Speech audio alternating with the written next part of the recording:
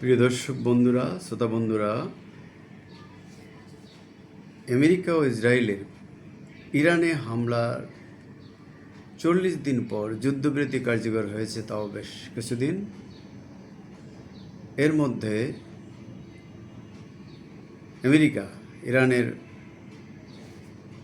বন্দরগুলো অর্থাৎ নৌবন্দরগুলো অবরোধের পর ইরানও কিন্তু তার যে হরমুজ প্রণালী সেটা খোলেনি, এখন পর্যন্ত বন্ধ করে রেখেছে। এর মধ্যখানে চলছিল আলোচনা পাকিস্তানের নেতৃত্বে, এখন আলোচনায় নেতৃত্ব দিচ্ছেন কাতার। কিন্তু আলোচনা এই শোনা যাচ্ছে একটা চুক্তি হচ্ছে, আবার সেখান থেকে সরে যাচ্ছে। অর্থাৎ আমেরিকা যেভাবে চাচ্ছে চুক্তিটা, ইরান কিন্তু সেভাবে চুক্তিটা মানতে চায় না। কারণ ইরান একটা সুবিধাজনক জায়গায় রয়েছে, হরমুজ প্রণালী তাদের নিয়ন্ত্রণে রয়েছে। আর সবচেয়ে বড় কথা হলো আমেরিকা তার 39 বা 40 দিনের হামলা ইরানের ব্যাপক ক্ষয়ক্ষতি করেছে, সব কিছু ধ্বংস করে দিয়েছে বলে যেসব দাবি করছে তারা, তৃপ্তিমূলক দাবি, সেগুলো যে অনেকটাই মিথ্যাচার সেটা স্পষ্ট হয়েছে। কারণ ইরান এখনও পাল্টা হামলা চালানোর ক্ষমতা রাখছে এবং তারা দ্রুত তাদের ক্ষয়ক্ষতি, বিশেষ করে সামরিক দিক থেকে যেগুলি ক্ষতি হয়েছে সেগুলি তারা পুনর্নির্মাণ করেছে, পুনর্গঠন করে পাল্টা হামলা চালাচ্ছে। বলা হচ্ছে যে আমেরিকা এবং ইসরায়েল যৌথভাবে হামলা চালিয়ে ইরানের সামরিক বেসামরিক 13,000 স্থাপনা ধ্বংস করেছে। রাজনৈতিক নেতা, সামরিক নেতা সহ অনেকেই হত্যা করেছে, প্রায় নেতৃত্ব শূন্য করে দিয়েছে। ইরানের সর্বোচ্চ ধর্মীয় নেতা খামেনি নিহত হয়েছেন, তার ছেলে যিনি এখন ধর্মীয় নেতা মোস্তফা, তিনিও আহত হয়েছেন গুরুতর। কিন্তু বলা হচ্ছে 13,000 যে স্থাপনা আমেরিকা ধ্বংস করেছে ইরানের, সেগুলো প্রায় সবগুলি উপরি কাঠামো। আর প্রথম ধাক্কা সামলে ইরান কিন্তু মধ্যপ্রাচ্যে যেসব দেশ আমেরিকাকে তাদের ঢাল হিসেবে ব্যবহারের জন্য যে স্থাপনা করার সুযোগ করে দিয়েছে এবং যেই সব জায়গা থেকে ইরানের উপর হামলা চালিয়েছে, ইরান ওই সব জায়গায় কিন্তু পাল্টা হামলা চালাচ্ছে। এবং আমরা জানতে পেরেছি, দেরিতে হলো নিষেধাজ্ঞা সত্ত্বেও সেগুলো এখন প্রকাশিত হচ্ছে যে 20 থেকে 28টা ঘাঁটিতে মধ্যপ্রাচ্যের সৌদি আরব, কুয়েত, কাতার, সংযুক্ত আরব আমিরাত, বাহরাইন, ওমান ইত্যাদি রাষ্ট্রগুলিতে স্থাপনা রয়েছে, সেগুলোতে মার্কিন স্থাপনা যেগুলো ইরানে হামলা চালানোর ক্ষেত্রে ব্যবহৃত হয়েছিল, সেগুলোতে কিন্তু প্রত্যেকটাতে ইরান পাল্টা হামলা চালিয়ে এগুলোর ব্যাপক ক্ষয়ক্ষতি করেছে। এবং বলা হচ্ছে যে ইরানের হামলায় মধ্যপ্রাচ্যে থাকা অনেকগুলো মার্কিন বিমান, ড্রোন ধ্বংস হয়েছে, আকাশে অনেক বিমান, ড্রোন ধ্বংস হয়েছে। ইসরায়েলের উপরও ইরান হামলা চালিয়েছে, তাদেরও ব্যাপক ক্ষয়ক্ষতি হয়েছে। অর্থাৎ পাল্টা হামলা চালানোর যে শক্তি ইরানের, সেটা বলতে গেলে পুরোটাই অক্ষত রয়েছে। বরং আমেরিকার ইরানে এখন হামলা চালাতে গেলে বা ইরানের হামলা প্রতিহত করতে গেলে তাদের আগের চেয়ে কম শক্তি নিয়ে তা প্রতিহত করতে হবে। এগুলো আন্তর্জাতিক সংস্থাগুলো রিপোর্টে চলে এসেছে। লেবাননে হামলা বন্ধ না করায় এবং ইরানের বন্দরনগরী আব্বাসের পাশের সামরিক স্থাপনায় হামলা চালানোর কারণে, মার্কিন হামলার কারণে ইরান কিন্তু যে চলমান আলোচনা সেখান থেকে বেরিয়ে গেছে বলে তারা দাবি করেছেন। মোস্তফা খামেনি স্বয়ং বলেছেন তারা এই আলোচনায় আর থাকছেন না।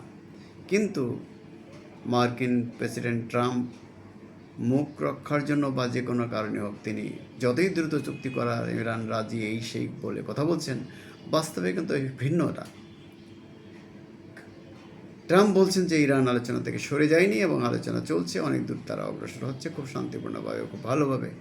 আসলে ইরান মার্কিন যে অন্যায় দাবিগুলো, ইরানের পারমাণবিক কর্মসূচি বন্ধ করা, ইরানের ড্রোন মিসাইল কর্মসূচি বন্ধ করা, ইরানের ইউরেনিয়াম যেটা সমৃদ্ধ করেছে সেটা আমেরিকার কাছে হস্তান্তর কিংবা স্থগিত করা বা নষ্ট করে ফেলা, এবং হরমুজ প্রণালী খুলে দেওয়া, বিশেষত যেটা নিয়ে আমেরিকার সবচেয়ে বড় মাথা ব্যথা, যে হরমুজ প্রণালী বন্ধ থাকায় বিশ্ব জুড়ে তেলের দাম বেড়ে গেছে, গ্যাসের দাম বেড়ে গেছে এবং সারের দাম সহ অন্যান্য জিনিসপত্রের দামও বেড়ে গেছে।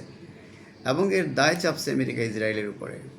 তাদের এই অন্যায় যুদ্ধের কারণে তাদের দেশের লোকেরাই বলতে শুরু করেছে যে ট্রাম্পের এই যুদ্ধবাজ নীতির কারণে, মধ্যপ্রাচ্যে অকারণে আমেরিকা এবং ইসরায়েল জড়িয়ে যাওয়ার কারণে, ইরানে হামলা করার কারণে এই অবস্থাটা তৈরি হয়েছে এবং এই অবস্থার জন্য মূলত নেতানিয়াহু এবং ট্রাম্পই দায়ী।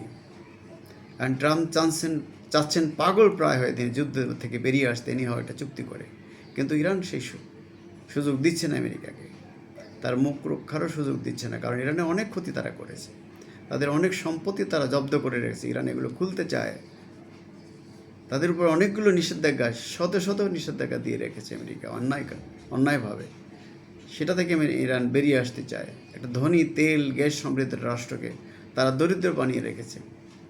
অন্য অর্থে তারা উপকারও করেছে সব নিষেধাজ্ঞার কারণে। ইরান এখন নিজ দেশেই সব কিছু তৈরি করছে এবং সেই অস্ত্রের আঘাতেই আমেরিকা, ইসরায়েল, মধ্যপ্রাচ্যের রাষ্ট্রগুলো কাবু হচ্ছে, এটা সত্য।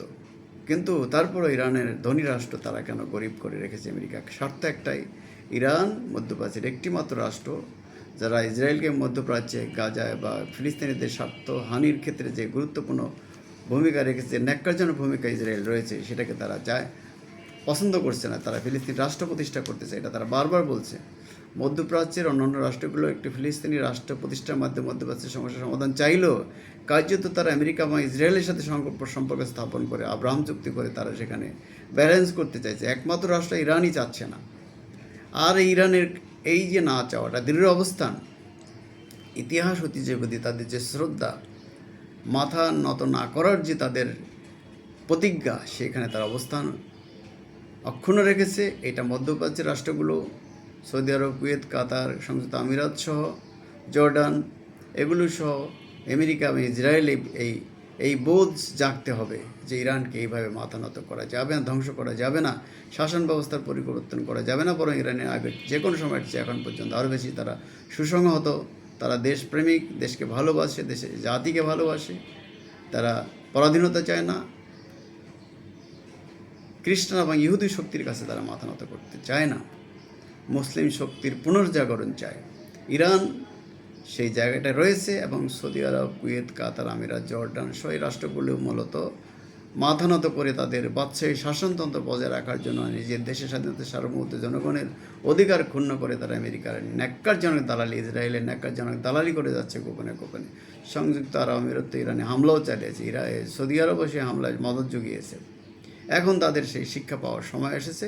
ইরান মাথা উঁচু করে দাঁড়িয়ে আছে এবং আমেরিকা ইসরায়েলকে মাথা নত করে মধ্যপ্রাচ্য থেকে লজ্জাজনকভাবে বিদায় নিতে হবে, সেই অবস্থাটা তৈরি হয়েছে। বন্ধুরা, ডিবিডি রানা এবং নিউ বাংলা টিভি চ্যানেলের পক্ষ থেকে আপনাদের স্বাগতম। আশা করি আপনারা আমার এই চ্যানেলটিকে সাবস্ক্রাইব করবেন, লাইক করবেন, শেয়ার করবেন, কোনো প্রশ্ন করবেন।